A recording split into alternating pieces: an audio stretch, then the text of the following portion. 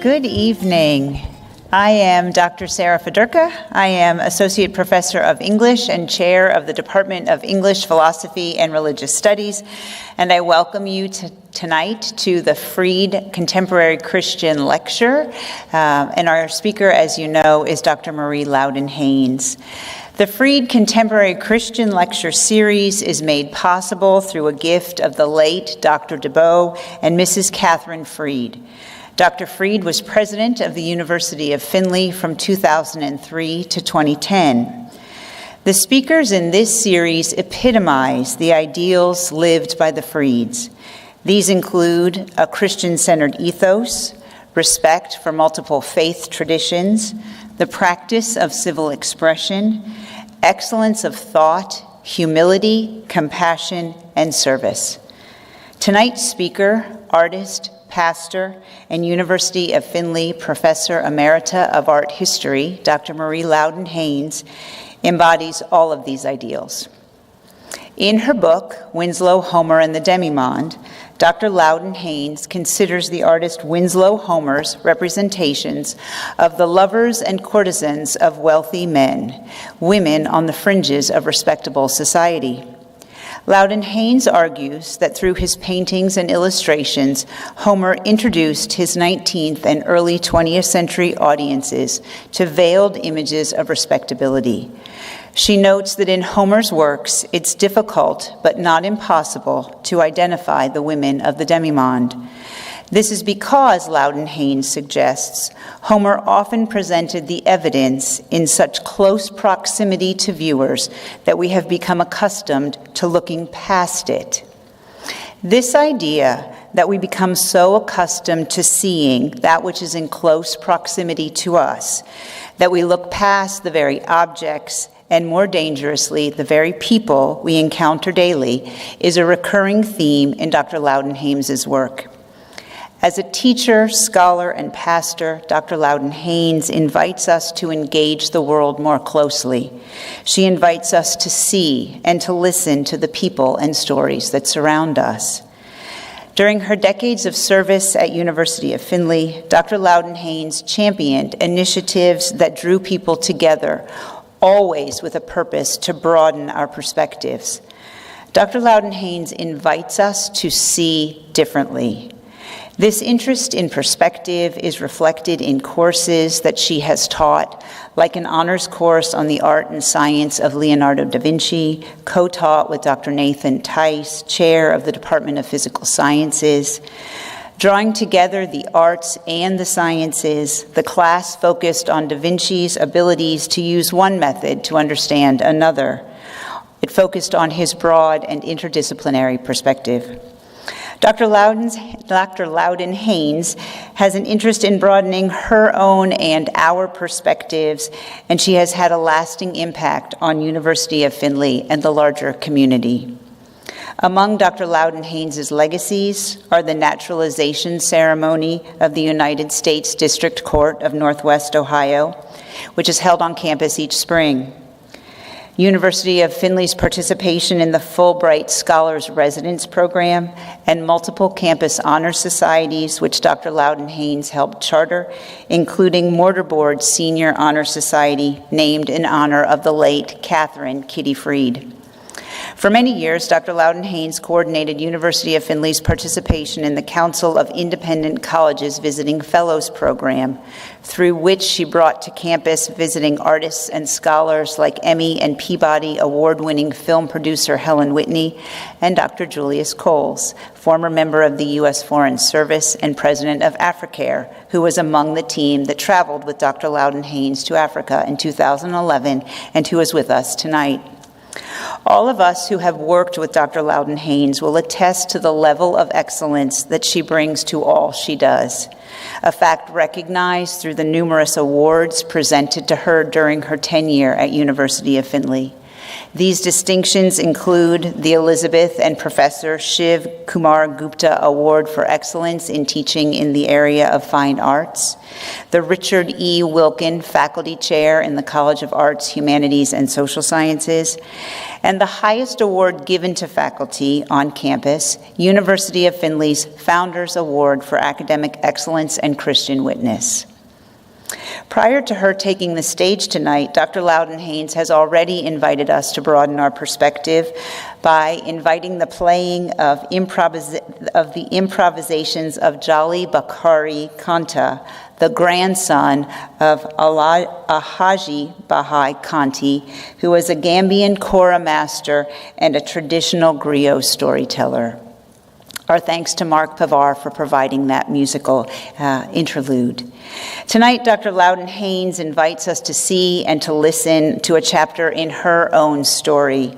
In Life Lessons from Africa, she will share her experiences in traveling to Africa on a U.S. Department of State grant. About these experiences, Dr. Louden Hanes has said, "We created a connection among individuals from across 5 countries. We fostered respect for each other's cultural traditions.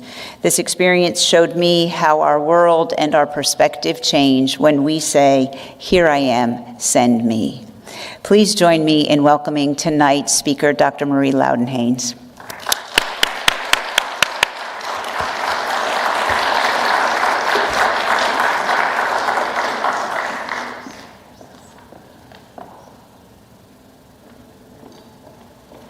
Hello, everyone.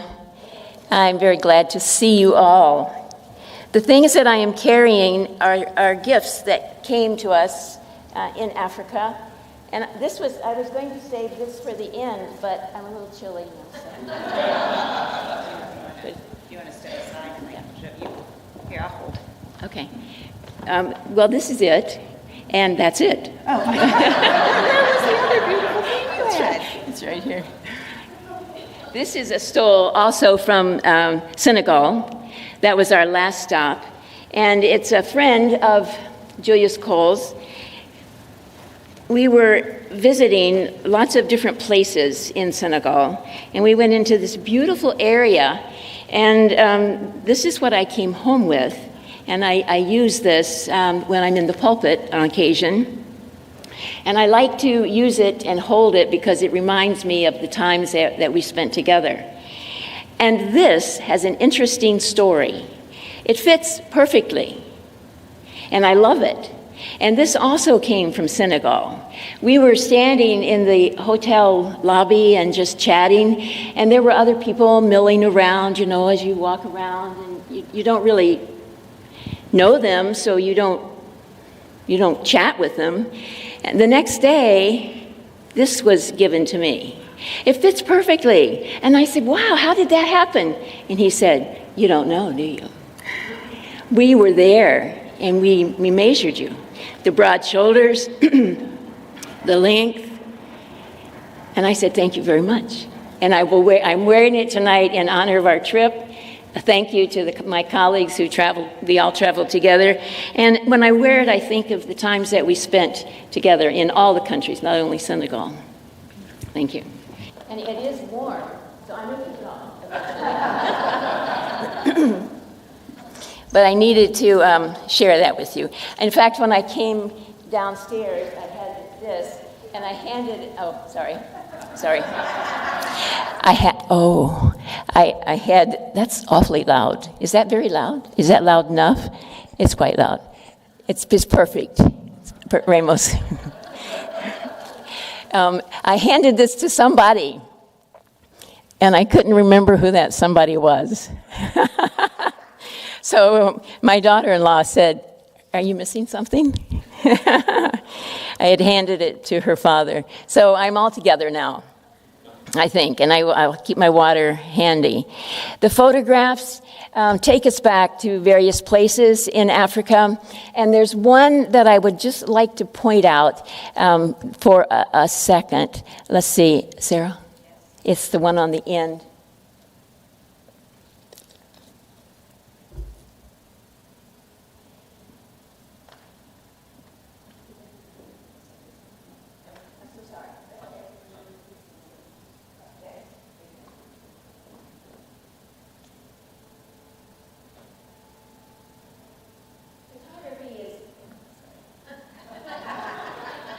Photography is really fun to do. My father was a photographer, and I am not a photographer, but I love to take pictures. And this one, I often look at this. I keep this at my house, and I keep it very close.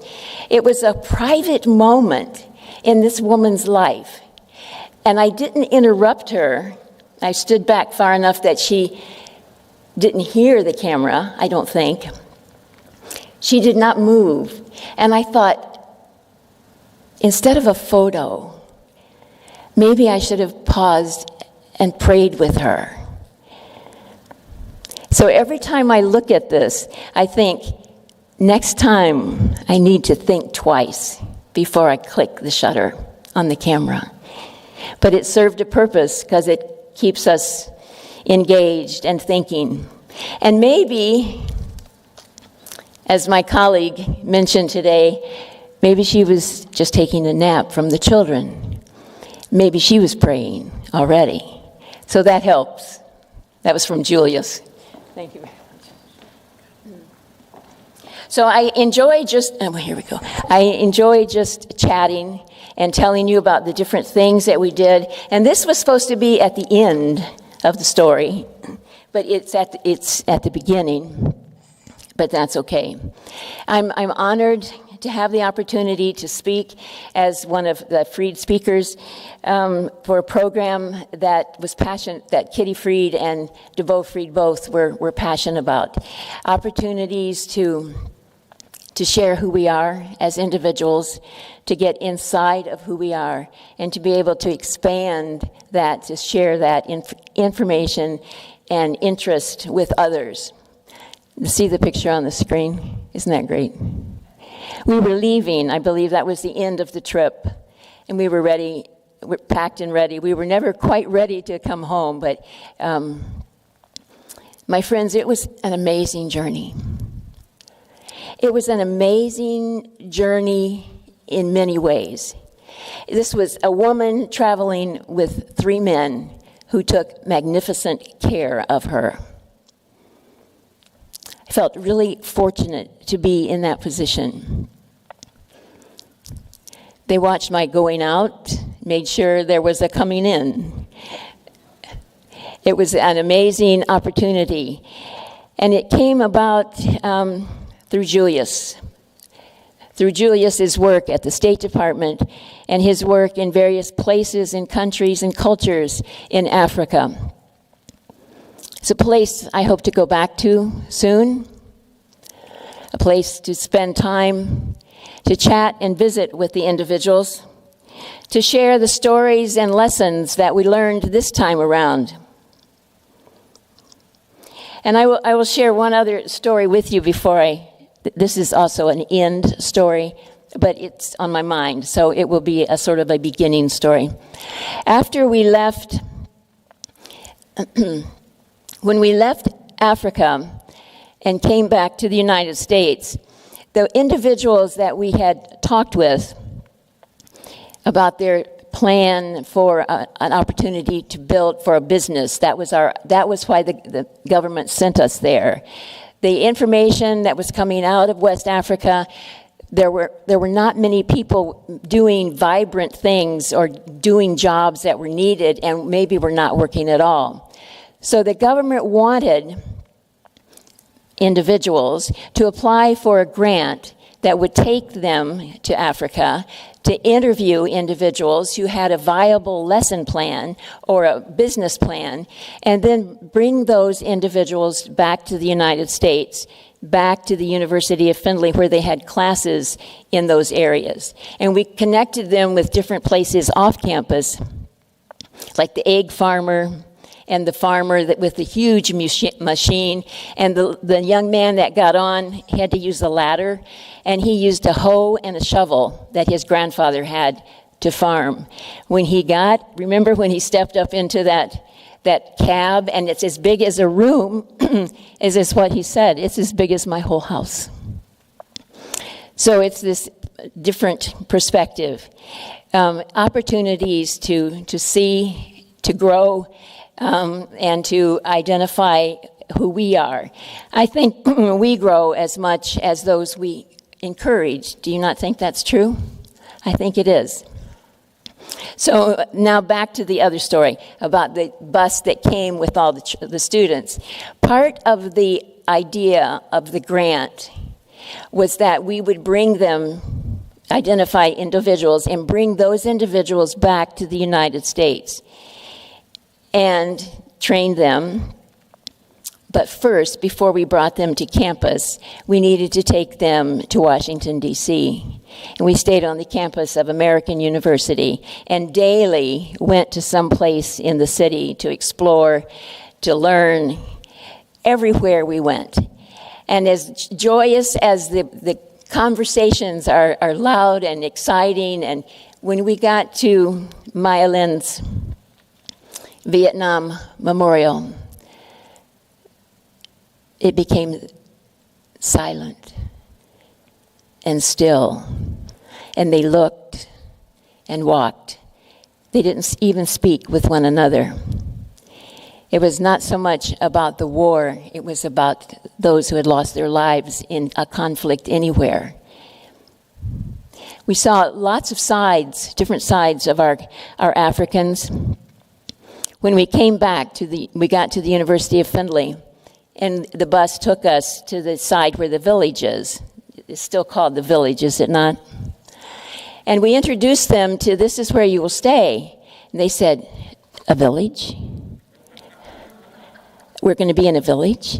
You know, we live, all of us live in villages, and we have a king.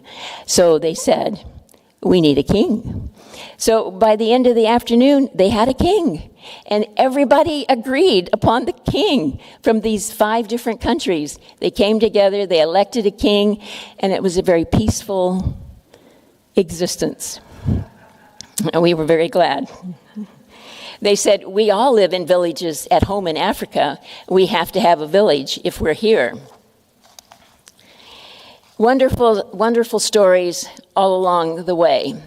Opportunities to interact with these individuals and to get their ideas of what they might really want to do with their lives. Some of them were excellent writers. Some of them were born leaders. Those stand out when you're with a group of individuals. They come to the fore very quickly.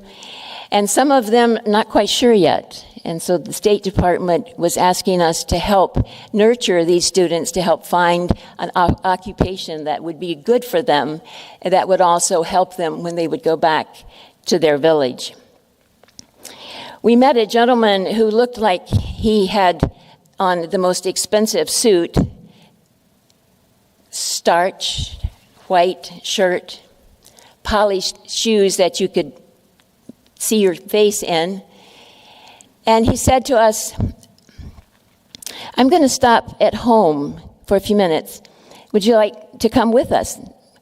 And we said, yeah, that sounds fine. He wanted to meet his mother and take care of something at his house.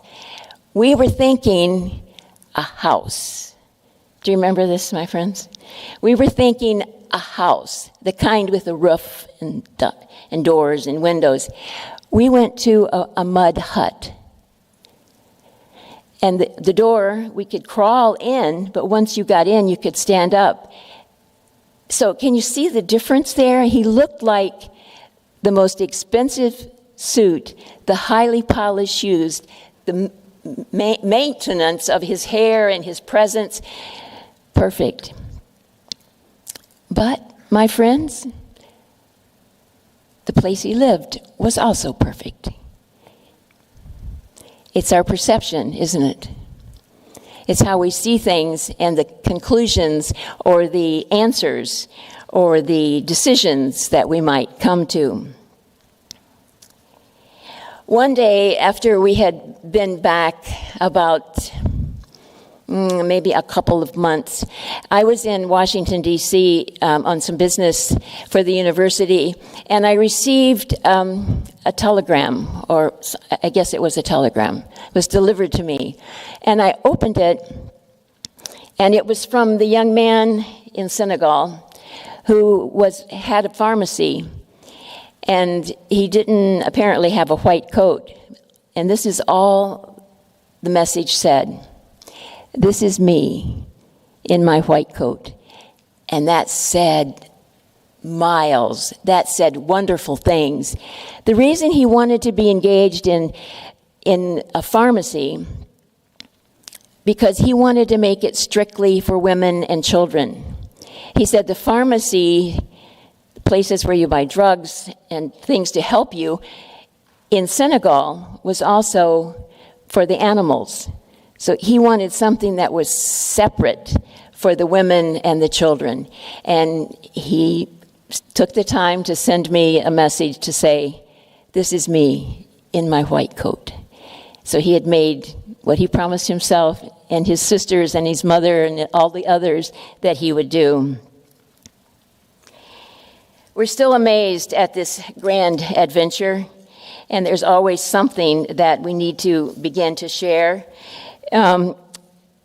Traveling to Africa is traveling into history, especially in Senegal. Why do you think Senegal might be something that involves us in a significant way? Let me tell you where Senegal is exactly. There are 5 countries that we visited. We landed in Chad, and that's the farthest east. Excuse me. Is it rude to take a sip? My apologies. We started in Chad, and Chad was an experience. There were lots of weapons everywhere, being pulled on little carts, and lots of guns everywhere. But it was a beautiful country, and it's full of churches, as are all the 5 countries that we visited. Lots of different churches.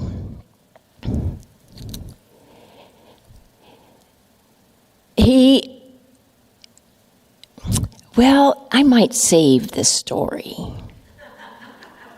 Sorry about that. It's so perfect to wait. Do you mind? Lots to tell you. But I have another one from, I think this might be Senegal as well. And this involves Julius. So if I embarrass you, Julius, I'm sorry already. Every time we went to a military base or anything that had to do with the government, we had multiple images and passes, and Julius said, this is who we are, and opened the gate, and we went in. And we did that in this particular place. We walked across a large green area, and you could see for a long distance, and it had some barracks in it that looked like the kind that you might find on Fort Bragg, the now Fort Liberty. And there was really no one there but the 4 of us, and maybe some others that we had picked up as we came back to that area. On the porch were bags of mail. And over one of those bags of mail was a very old man.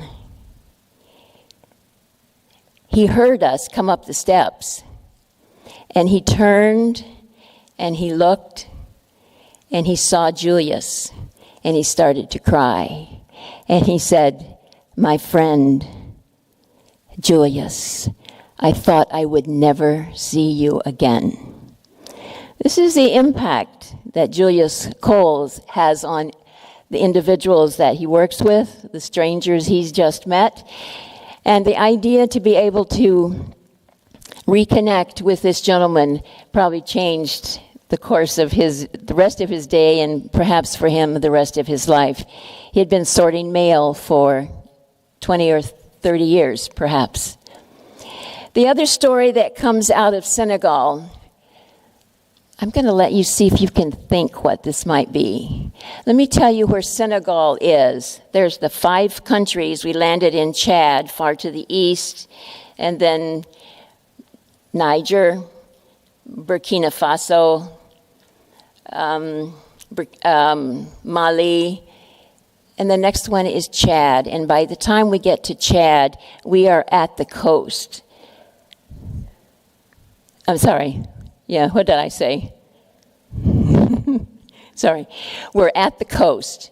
We've gone through, so we're in Dakar. We've just passed out of Dakar in Senegal. We're at the coast,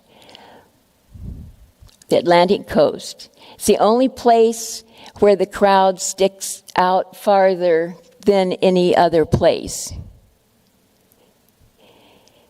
What might that be? Dr. Tice, did you have your hand up? Okay. I thought I saw some movement there. Let's think about it for a minute. Of that. Yes, it surely is. It's the door of no return. And you can see that door in the picture, some of the pictures that are on the screen. And when we were there, it was very quiet on Goree Island. Is that right? It was very, very quiet. But I couldn't help think about the sounds that might have filled that during the high days of the slave trade. The screams, children, mothers trying to protect their children. No one was safe. It's a very different feeling to be in that place where so many lost their lives. They actually lost their lives even before they were hauled through the door. The ships would come up right to that door, and the individuals were forced out of it. I've seen it on the screen a couple of times. It was an amazing learning journey that took us multiple places, multiple times, some funny times, and the giraffe. Is that what's on the screen right there behind me? Julius showed up with a truck and a driver. Didn't we have a driver that time, young man? And we bounced along. You have to know, when you are traveling with Julius, you know it's going to be a fun day. You know it's going to be a learning day. You know it's going to be, you don't know what it is yet, but you soon will find out, and you will find out that it's just magic. So we got into this Jeep truck kind of thing and bounced along and went into this open field. And the driver, a young man, said, "There's a giraffe here. Can you see it?" The giraffe hides itself very well. And not only was there a giraffe there, that was the mama giraffe, the baby giraffe was at its feet. The mother walked away from it and then circled back, and there was the baby. But as soon as she steps into that fog of leaves and brush, her coat becomes part of the environment, and she disappears completely in order to save the child. We visited many places in this part of the world, and maybe this is the boat story with the hole in the boat. And we were on this, there weren't really boats. What were they called? Like a skiff? A pirogue. Is that right? We got in, and Paul said to me, "There's water in this boat, the bottom of the boat." And I said, "Well, put your foot on top of the hole. We should be fine." What's the problem? And then there's the person who pushes the boat. It is flat. It's like a flat canoe, and there's little places where you can kind of hold on. So we noticed the hole in the boat. Not much was coming through. And the person who was guiding the boat said, the hippos are down there, and the mama hippo has a baby. Let's go. And Julius said, no. And they said, the French did it. And Julius said, we're not the French, and we're not going. The mama would be after us and protecting the baby. We were on our way across this space to the island, the Monkey Island, is that right? Monkey Island, and that was an adventure as well. Everything was an adventure, but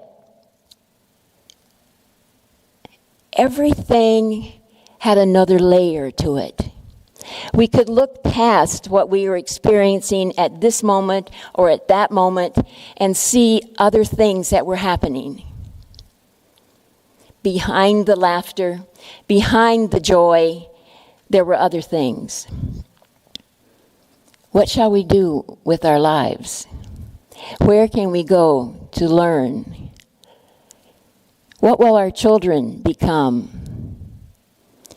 Where is the nearest school?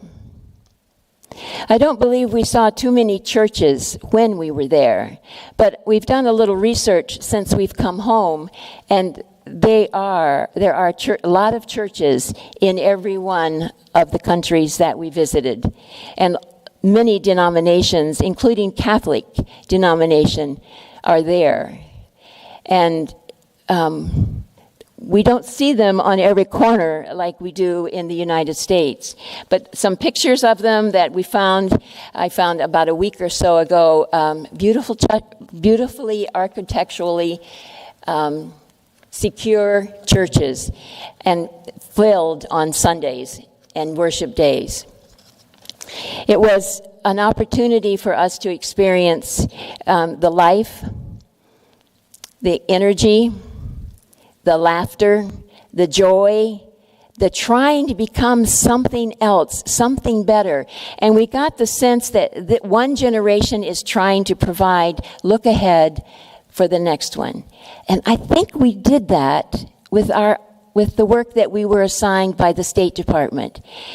The State Department had recognized that things were slipping in those 5 countries along that in West Africa. And the energy to start new programs and the energy to start new businesses was not happening. And that's when the grant came to us. Paul Sears wrote the grant, and it was for $600,000, and it was available to every institution in the United States. And Paul said, I think we've got this. And I said, Paul, are you sure? And he said, I just have that feeling. I think we do. You know, they need the work so bad, and the things that we've identified in this grant should answer that question. The idea was that we would interview individuals about their willingness to come to the United States to do a month-long study session in the area or the field that they had selected, and that they would come to meet us when we were in Africa. We had a schedule of times to meet with them, that we would ask them questions about their goals, about the things that they wanted to develop, who would be the beneficiary, how would they expand it once we were gone, and they had to speak English at an 8th grade level. This is a French-speaking country, and Julius is fluent in French. Thank you, Julius. It came in handy many times. I don't think I should say many, but a significant number of individuals came to be interviewed for the opportunity to receive that grant or work opportunity, and they couldn't say anything but hello. And Julius would confer with them in French, and they would finally say, you know, they just didn't have the skills. We had to have that level of knowledge and that working level of English, in order for them to make it a viable month when they came to the United States. So if that's what they're going to do and the opportunity to learn and to work with us, then they needed to be able to speak and operate in English. And the work that they did and the proposals that they submitted were amazing. We brought them here, and they lived here in their village with a king, and we had many places where we connected them with farmers, merchants, builders in the area. So we would take them to these various locations during the day, and they would come back to the classroom in the village for instruction later in the day. Egg farming was one that was very popular, and other ways to use the soil, to use the materials, to use some of the things they already had. And we've gotten some emails, and for all of you all in West Africa who are listening, hello. This is Dr. Louden Hanes and my colleagues down here who are coming to tell this wonderful group of individuals about you all. May I take a sidebar here and tell you that we tried very hard to connect with many of those folks who had been with us. 10 of them responded, and 10 of them, I think it's close to midnight. It may be that here. If it is, I'm sorry. So many of them will be watching, I hope, in the next couple of days. We hope to be able to continue to connect with them.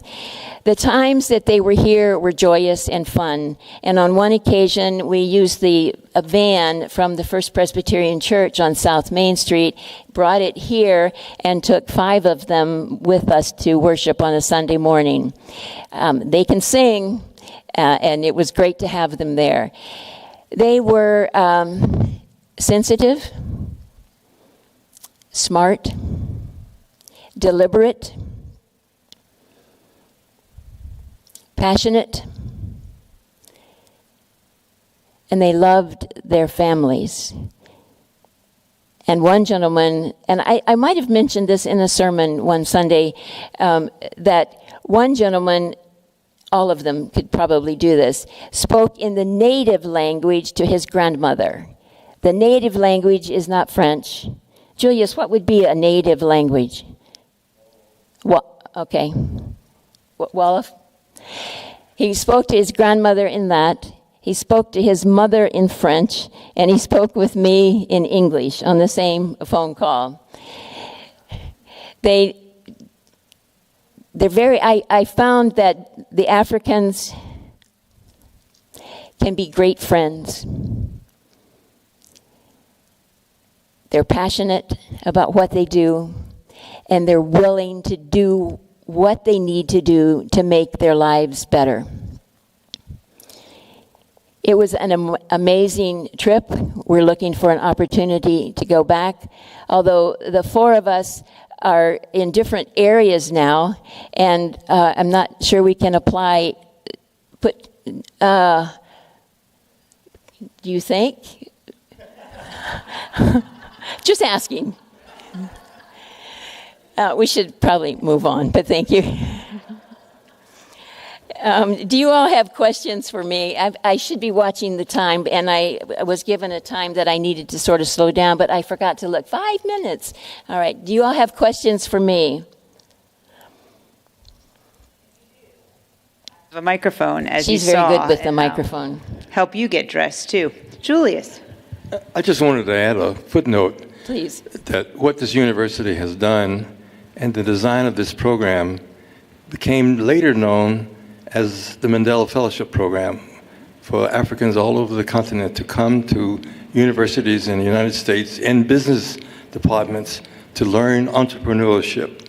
So even though we didn't think of it at that time, that subsequently to this program, the Department of State has now created a Mandela Fellowship Program based upon the idea that Findlay University had put together in terms of this program. Exactly right. Thank you.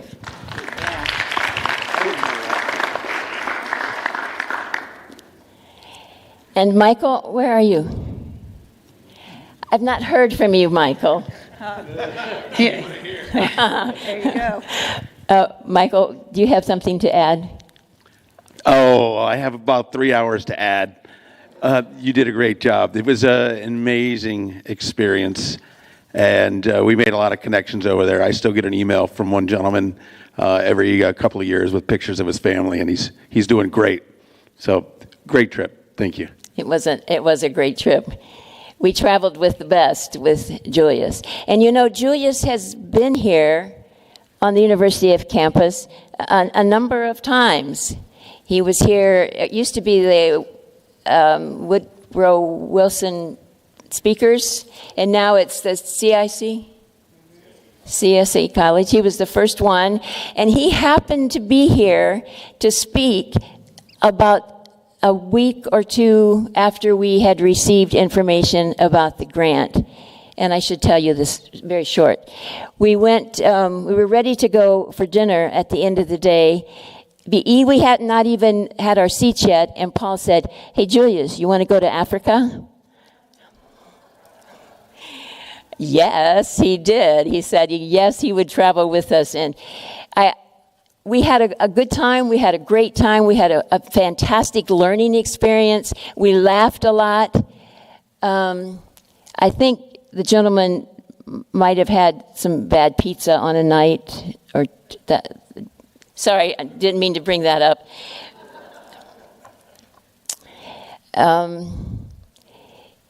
It was worth every minute. It's worth the long plane ride. It's worth the cramped seats on the plane.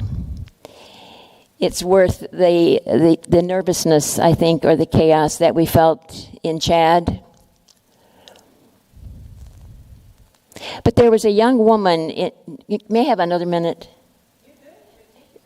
There was a young woman in Chad, I believe, that was working as a seamstress, and she was designing mariko. She was designing her own, some clothes that she could sell.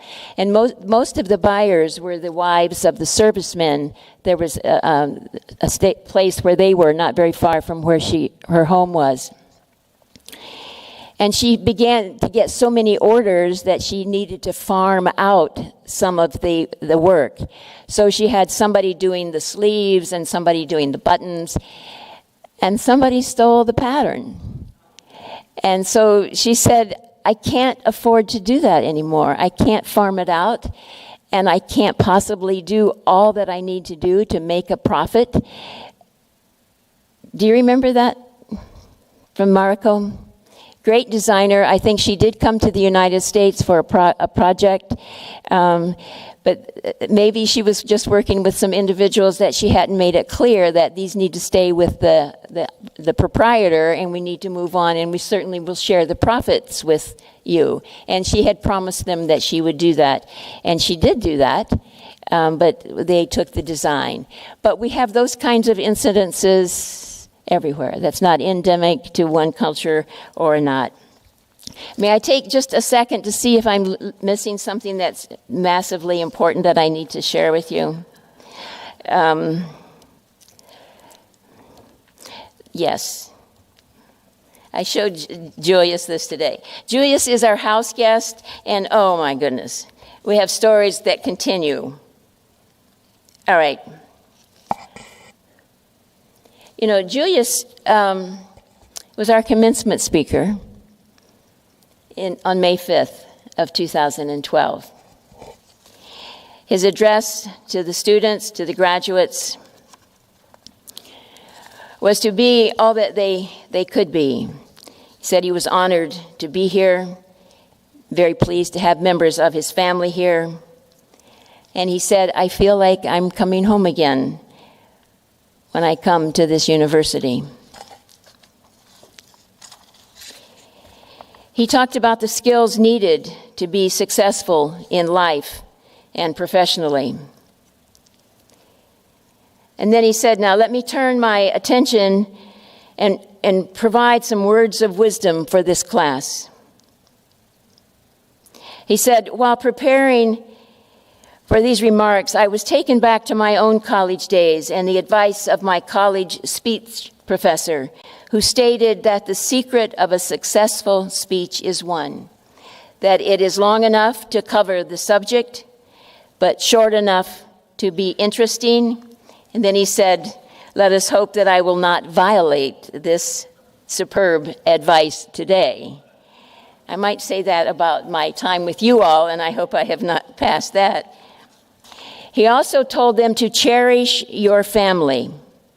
You need to take time in life for your families.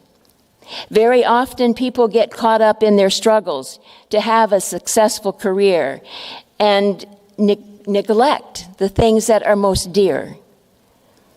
Take time out to enjoy their love. Take time out to enjoy their companionship and growth. You will also have to learn as you pursue your careers to balance your work life with your family life. And that's something that we need to continue to keep in mind long after we've graduated from any institution. Your family life, your work life, your prayer life are very important. And Julius was given his honorary doctorate at that ceremony. We're so proud of you, Julius. And I want to share one last thing. Am I okay on time? One last thing, and I can't put my hands on it right now. You would think I would be right here, but I've moved my papers, and I even read it today, and I have it now. All right, you ready? And then I will say goodnight. This is also from Julius.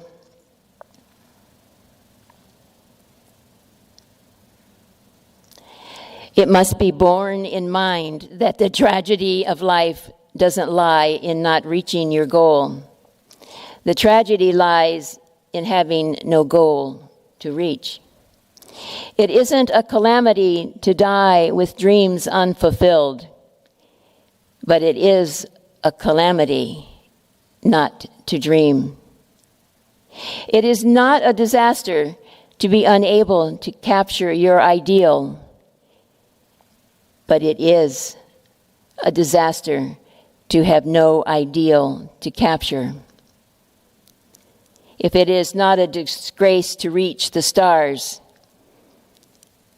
but it is a disgrace to have no stars to reach for.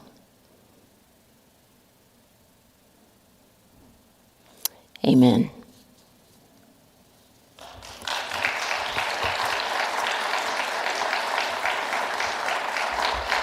Thank you. Yes. Questions? Yes. I will give it back to you. Just that last quote that she read was from Benjamin Elijah Mays, who was the former president of Morehouse. So those were not my words, those last words. So I just want to make sure we're in academia, we have to be honest.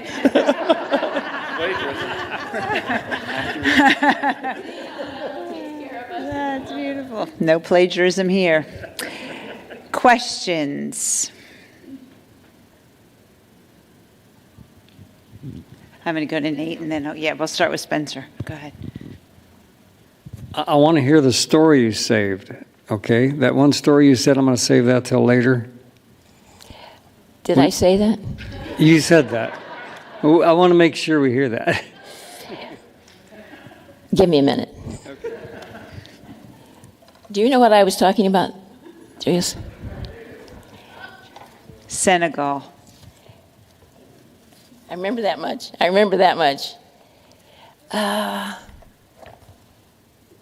have been the generosity of Aziz and the culture of Senegal with this idea of hospitality, a welcoming environment in terms of the people. I think that's the story. That's it in a nutshell. Did you all hear that? In Senegal, they have an expression in Wolof called taranga. And taranga is a welcoming atmosphere. So the warmth that we were received in Senegal and by the people was just fantastic. Dr. Marie-Laurie Hayes did not mention the fact that those things that she has were first offered to her as a gift, which she turned down and said, I cannot accept the gift, but she accepted one gift and purchased the other. But it gives you an idea, what can I do to please you, to make you happy? You are my guests, you are foreigners, you have come to this country, and we want you to be welcomed by this country, and we want you to be happy. So that's that kind of happiness and joy that we received in Senegal and other countries that we were in. But it's a very special type of welcoming that we got. And so, as people coming from the States, or people who were not African, it was just a warmth that, you just felt and you loved it. Right? And Julius, I think some of that too is because they knew that we loved them. Yep. Thank you. Thanks, Julius. That's exactly right. I think some of that is also that they knew that we loved them, that we were excited about the work that they were doing and the way that they had shared their lives with us. And we were open and willing to share our lives with them. Yes? Sorry. No, you're good. Thank you for the story. It was very interesting. I appreciate it. I was kind of curious about the other entrepreneurs. So you talked about the pharmacists. So what were some other examples of folks that came here and went back and tell us about maybe some success stories? You want this one? I keep forgetting. Sorry. I sent them. I sent one individual who I knew would pass the. Is this on? Yes. Is it upside down? What have I done? Perfect. Oh, I'm up here. I don't need to. Oh, that's so much better. Now, what was the question again? I know. What was the question again? Thank you. I was just teasing. I sent notes to two of the individuals in Africa who have kept up a conversation going on, which doesn't mean I hear from them every month or so, but maybe every 3 or 4 months. And I said that we're going to be talking about Africa, and I'd like to make sure that you get the link so that you can watch it at some time. And can you all tell me some things that you are doing so I can share that information with the group? And I did get a couple of information, a couple of them sent it back. And I don't speak French very well. Actually, I don't speak French at all. So this is what we got. May Marie, do you remember? May Marie Anna Sayal from Senegal. She's in telecommunications and a real estate business. Yazi from Niger is an entrepreneur, and he's involved in the ecosystems. And then some of this is still in French. One is involved with businesses, establishing businesses for newcomers, and that was a woman. Yazi has gotten an impact award as a trainer, and he didn't elaborate what exactly. I mean, he could be a horse trainer, or he could be a boxer. I don't know. But he's involved in training, and he's actively involved, and he's probably getting a salary, so that's good. Some of them are teachers. I did not read from any of them that they were in the faith community as preachers or involved in that way. I hope to continue to hear from them, and I will try to continue to stay in touch with them over the next couple of years. Makhtar Kaka is in logistics and supply, and that's all he wrote. So I'm not quite sure what that might be. So that's a great question, Dr. Tice. and I don't have any more answers than just those. I do know that several of them are teachers. One has started a school for girls, and we did have pictures on that early on, but I just couldn't find those. I even tried the internet, and I didn't have the right French connections to make that happen. And that was the gentleman who talked about that from the very beginning. He wanted to start a school for girls. And he wanted to go to France to do some study. And that did happen. And he was back in his country and hopefully making that happen. So maybe I can follow this up in 5 or 10 years. Oh, let's see, 5 or 10 years. And tell you what they might be doing. Anyway, they are engaged. They learned how to accept disappointment, and they learned how to make things better when things were not good. I talked with an individual who had experienced some sadness in her life and was trying to overcome that. And we talked about other things. She could speak English, but it was very, very slow. But she understood. And it was just, sometimes people just need someone to talk to. Whether you understand every word or understand the depth of the tragedy or the sorrow that they're suffering, they just need another breathing, living soul who cares about them. And that's what we try to do.